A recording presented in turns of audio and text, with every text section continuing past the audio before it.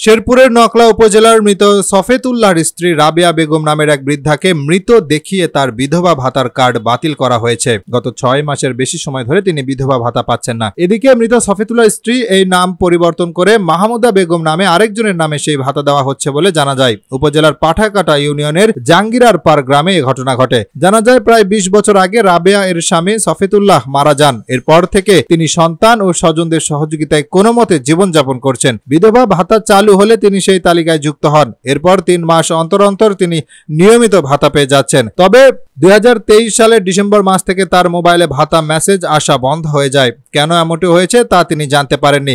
এক পর্যায়ে উপজেলার সমাজসেবা অফিসে গেলে জানতে পারেন প্রায় 6 মাস আগে উপকারভোগী মৃত সফেতুল্লাহর স্ত্রী মারা গেছেন। কিছুদিন পর তিনি সংশ্লিষ্ট কর্মকর্তার কাছে মাকে নিয়ে যান এবং তিনি যে মারা যাননি তা প্রমাণের চেষ্টা করেন।